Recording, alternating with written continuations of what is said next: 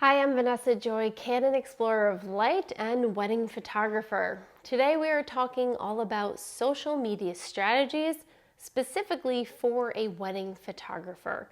Now, you probably have noticed social media is a big thing these days. However, you have to have a strategy that works well and is measurable in order to apply it to your photography business. So let's get started at the very beginning. What social media platforms make sense for you? In my opinion, I believe there are 3 social media platforms that as a wedding photographer, you need to pay attention to. Those platforms are Facebook, Instagram, and TikTok. Now, each of these platforms has a unique style, definitely different types of posts, which we'll get into later. But Facebook, Instagram, and TikTok also have different audiences. The age demographic of people that are on Facebook is extremely different from people who are on TikTok. So let me break it down for you this way. If you are looking to market to the parents of couples getting married, go to Facebook. That age demographic hangs out there. If you're looking to market to the couples directly, definitely hang out on Instagram and TikTok. If you're looking to almost get in on these couples before they even get engaged, that younger demographic is also on TikTok. Now, TikTok is a little bit of an anomaly, and depending on where you live, you might not even have access to this app. So don't worry, I won't harp on it. But I just want to make it very clear that as we go through all these social media strategies, it's a good place to be if you can be there, if you want to be there. So the first thing that you want to decide for yourself is what kind of schedule do you want to have on these social media platforms. They all are different. TikTok, for example, you can post multiple times a day and it doesn't penalize the algorithm, meaning it's not going to say, oh, she posted another video, so forget about the one she posted earlier today. It's going to give the same opportunity for all of those videos to be seen. Facebook and Instagram, not quite the same. Those you probably want to post maybe every day, every other day, or even every 3 days on the main feed. Stories, however, you could probably post every day. Now right here, we're going to pause because you're probably thinking, Vanessa, we're here to talk about wedding photography. And you just finished telling me that I have to go post every day or multiple times a day on multiple platforms. Don't worry, breathe, relax. I have a plan. There's always a plan. I certainly don't want you to stop being a wedding photographer so that you can be a master social media marketer. That's not the goal here. The goal here is to give you an understanding of social media, how powerful it is, and the steps you need to put in place, the infrastructure you need to put in place so that it works for you and gets you more weddings. So here's where we're going to start. I'm having you think about setting up a schedule because I want you to find a scheduler that's going to do all of this for you. Something like Later.com, Hootsuite, Buffer, Meet Edgar. A lot of these are very similar, but they're all helping you do the same thing. Schedule your social media posts in advance. There are a lot more than the ones that I just named, but those are a really good place to start. Personally, I like using Later.com, at least right now, because in addition to being a great, easy-to-use social platform that lets me schedule all of my content, they have a really great educational resource, meaning they send me emails that link to their blog and keep me up to date on all the new things and new strategies that are happening on social media. As you probably know, it changes constantly, so keeping up to date with it is a little bit awful. It can be time consuming. So if I can essentially employ Later to keep up with it and to give me some new strategies to try, I'm gonna go with that. So that's what I'm using right now. Regardless, just find a tool where you can spend maybe 1 day a month, maybe 1 day a week, setting up your posts for that time period. You don't want it to consume your life. You don't. Number 2, let's talk about the content you're going to create. Now that you've thought about different places that you're going to post content and which demographic is on which social media platform, let's talk about what content to create. As a wedding photographer, you have a really great advantage that you already are creating this content to post. Think about it. So many other professionals, whether it's a florist or a wedding venue, they have to go out of their way to take photos for marketing purposes. You're getting paid to take photos. for your marketing purposes. So consider yourself very, very fortunate. But the types of posts that I want to talk about are what you're really doing. Yes, you're going to share your photos, but in order for a post to be successful, you need to have a strategy behind it. So let's go over the top types of posts. Number one type of post is popular content. This tends to go the most viral. Now, popular content doesn't necessarily mean you're posting your own photos. It means maybe you're posting something that's related to a wedding, like the royal wedding, for example. If you post something having to do with the royal wedding, maybe it's an article, maybe it's some photos, obviously, work with copyright and things like that. But that's likely something that'll be viewed a lot and really boost your algorithm because you'll have a lot of likes and engagement and clicks and comments on something like that that's popular. I wouldn't necessarily put that on Instagram because you don't want to post someone else's royal wedding photos on your feed. You could put it in your stories, however, maybe talking about the royal wedding.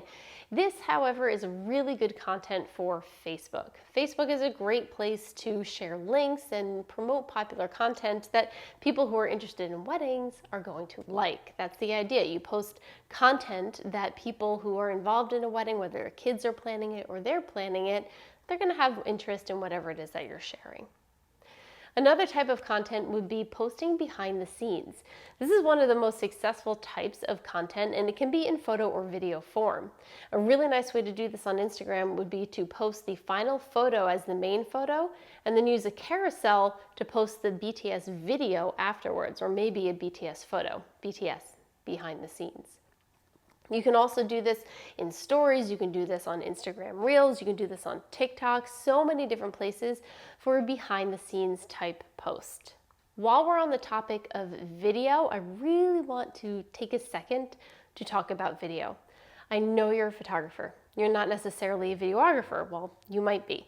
But video on social media platforms does outstandingly well because it accomplishes the main goal of all of these social media companies, to keep the user on the platform longer.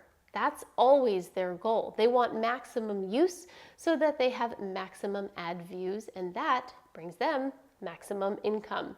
So if they can get you hooked onto a post for even a split second more, they're going to push that, aka your video, which is a little bit more engaging and will give a little bit more pause than just a photo. So if you can, use video. Now, this doesn't mean that you have to actually make videos. You can make photo slideshows, and that's technically a video when it's posted.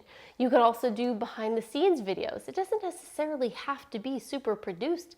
It can just be shot with your phone, or maybe your assistant is shooting what you're doing with your phone. Or it could be something like TikTok, maybe where you're giving 3 tips on how to pose in photos. That type of content a lot of people will save, whether it's on TikTok, Instagram, or Facebook. It's video content, but then it's also useful content that brings me to my next type of post, the expert post. As a photographer, you are an expert in all things photography. So share that information. You can share that expert advice with all of your audience. Maybe it's something like how to pose in front of a camera or how to find the best light. It's not something that's going to impede on the services you offer for a wedding, but it is going to get the attention of people who are like, oh yeah, I want to pose that way. Yes, please tell me how to smile so I don't have a double chin, right? This is all types of content that they are interested in, which brings me to the last type of post, content marketing. Now, this can mean so many things, and technically everything I've said really is content marketing, but this is a little bit more specific. This is where you're creating content that is specifically attractive to couples who are looking to get married or the parents of couples who are getting married. Something like the 5 things that you absolutely must have on your wedding registry list. That's a really good one. I just came up with that. You should use that. I should use that. 5 things that you need to have on your registry, or flip it the other way. 5 things you'll put on your registry but never ever use. You see how that works? It's not talking about photography. Yes, of course, maybe that'll link to a blog post that you wrote about those 5 things, and then you'll have your photography in there so they see it. But it's giving information that these people who are planning a wedding want to know. It's interesting to them at this time of their life. So these are all types of content. Now, a lot of them can be mixed and matched and, have a field day, have fun with it. But it just gives you a good place to start brainstorming when you're thinking, I don't know what to post. I don't know. Now that we've talked about a ton of different content that you can create, please don't believe that you can only use it once. Not only can you repurpose the content across platforms, post the same video on Facebook, Instagram Reels, and TikTok, that's okay, but you can also repurpose it continually over the course of multiple years. Here's the fun thing about wedding photography clients. There aren't that many repeat clients. So the people that are coming to your social media, they don't necessarily know what you posted a year ago about the 5 great registry items. So you can repost that, whether it's in video form or link or whatever. You could probably repost that once a year. In fact, you can purposely set that up on later.com to purposely post that every year on March 3rd. I don't know, whatever you want it to be. But repurpose that content. Don't just post it once and it's dead. This can live on. You have a continuous cycle and circulation of clients that are looking at what you're doing. So by all means, repeat, repurpose. Trust me, you don't have to spend your whole life making content if you're constantly reusing it. Moving past the content creation and scheduling, now we're going to talk a little bit more about engagement. And I don't mean the engagement that you're hoping to get on your posts. Engagement meaning all of the likes, comments, shares, saves. Those are great, you want the engagement, but it's not just your job to sit there and receive all of the praise. It's your job to get out there and engaged. Number one way you want to engage is to engage with the engaged. So you want to find people on Instagram that have just gotten engaged, they're planning a wedding, and you want to get in front of their eyes. A great way to do this is to start following hashtags that people who are just engaged or they're planning a wedding might use, like hashtag just said yes, hashtag he finally asked, hashtag just got engaged, hashtag planning a wedding. The options are really limitless. So start following those hashtags, and then your feed, whenever you see an engaged couple come up, double tap it, follow that person, like a bunch of their other posts, and comment on 1 or 2. Don't be creepy about it. Don't stalk them, but you're essentially telling Instagram, Facebook, TikTok that, oh, this is what I'm interested in. I want to see more engaged couples, and interacting with them tells them exactly that. Plus, there's a chance that those engaged couples see what you do, your photography, follow you. Even if they're not in your area, they might love your content and share it around, and it just helps the all-around social media presence. So engage with the engaged. Secondly, you want to make sure that you are engaging with other wedding vendors in your area. And Instagram, social media, TikTok is a beautiful way, easy way to do this. Instead of having to, work your channels to get to the director of catering at your favorite hall, you can just send them a DM on Instagram or Facebook message or comment on their TikTok if they have one. It's a direct line to the people that you want to engage with. So find other vendors that you can collaborate with, get to know, build a relationship with. And I do mean build a relationship. I don't mean spam them and, hey, recommend me at your hall and to your clients. No. Find people to build an authentic relationship with that will go way further than trying to get as many people as you possibly can to recommend you. Way, way further. And then finally, you want to engage with the people who are commenting and messaging you. So if they comment on one of your photos, go ahead and say thank you. Comment back. If you can, ask them a question, because then they'll respond, and now you've tripled or doubled the amount of engagement and algorithm on that particular post. Well, not on the whole post, but you've definitely boosted it.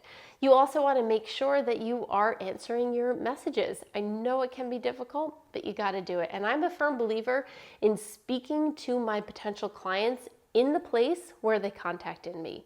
If they're comfortable contacting me on Instagram, then I will talk to them on Instagram. Yes, eventually I'm going to move them into my client management system, but I want to create a conversation first, then ask them to do that. Move the conversation where it works within my workflow. You want to make sure that you do that so that you seem approachable, you're up with it, you're doing the newest things, and you are catering to them versus giving them hurdles to jump through. You also want to make sure you are giving them a place to go.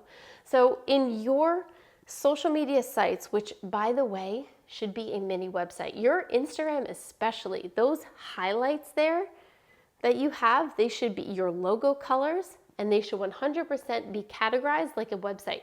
About me, products, engagement photos, wedding photos, client testimonials. All those pages that you have on your website are highlights in your Instagram. I know I'm giving you so much homework. I hope you're writing this all down. There's a lot of information here. But on top of that, if they find you, they engage with you, give them somewhere else to go. And I'm not too big on being one that has the link in bio. Obviously, you have your link in your bio.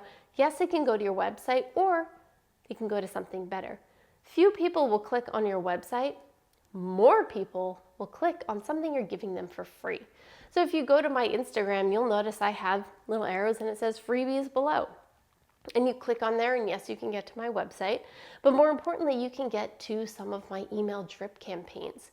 So I have a posing guide that they can download. I have 6 ways to save thousands of dollars on your wedding. All that content, of course they want that. So they sign up, they give me their email address, which initiates a drip campaign, which is a series of emails that are already written, already scheduled to be sent out at intervals. Maybe it's every day or every other day or every 3 days. And it gives them that information that they signed up for. But in the meantime, I, as a wedding photographer, I am at the front of their minds during their search. Because I hate to break this to you, you are not that special. I'm sorry, but you're not. The truth of the matter is there are so many wedding photographers out there, and when couples are looking through, they don't know the difference. They can't tell the difference between good and great photography, much less your photography and your competitor's photography. So finding a way to bring them in where you can be in constant, effortless, automated communication with them in the front of their mind is just going to boost your chances of actually booking them. I personally use sticky apps. So if you Google that, sticky apps, that's what I use. Or you can just, take a look at what I got. Sign up for one of my free guides and you'll see what comes at you. You're more than welcome to copy what I do. All of this, I hope, has given you an overall sense of social media strategies. I know we went through it fast. I know it was crazy. I know I'm giving you a ton to do, but trust me, when you have this in place, you will be blown away at the amount of business that comes your way. And then you get to do what you love best, photography. So go get it, keep going at it, keep learning, and I'll see you next time. I'm Vanessa Joy.